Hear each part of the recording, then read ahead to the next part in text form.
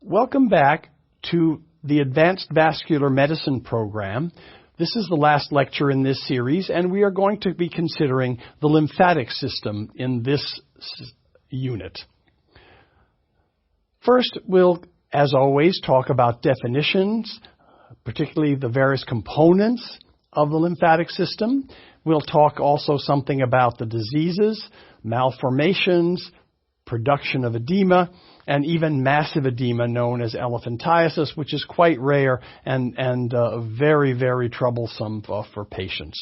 We'll also talk somewhat about the function of the lymphatic system. So the major function of the lymphatic system is to move fluid in one direction from the tissues to large veins back into the circulatory system. The lymphatic system, it's extensive throughout the body.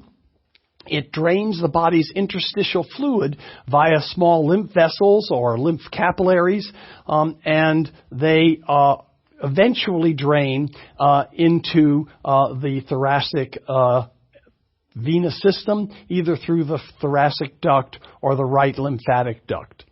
Now, occasionally, proteins or cell debris or even bacteria will work their way out into the tissues, and then they are also drained by the lymph system because they cannot re-enter the blood vessel themselves. So the lymph system also is a defense system particularly against bacteria. And we're going to go over this in much greater detail as we go along.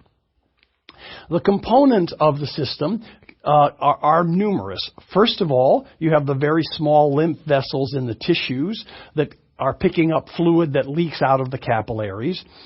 This becomes progressively larger vessels, eventually connects up with the lymph nodes, which are part of the lymphatic system, and in particular, the lymph nodes that line the neck, the cervical spine and neck regions, as well as along the face and the jaw.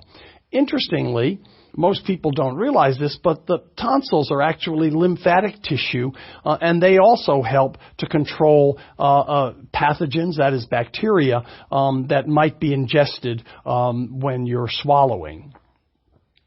So let's talk about each component of the lymph system. It starts out in the tissues with little tiny thin-walled valved structures. And again, you want valves just like in the veins to keep the fluid moving in one direction, that is back towards the chest and into the cardiovascular system, into the venous system, so that the fluid is returned to the cardiovascular system. There's an extensive network of these little tiny vessels, and as they progress from the most remote area in the tissues back into the more proximal areas, they get bigger, they get thicker walled, and so forth. And we're going to show examples of that in a moment. But the end capillary ones, the capillary lymphatics that are in intimate contact with the capillaries, are very, very tiny, often just one single cell thick. And they are a major complement to the cardiovascular system.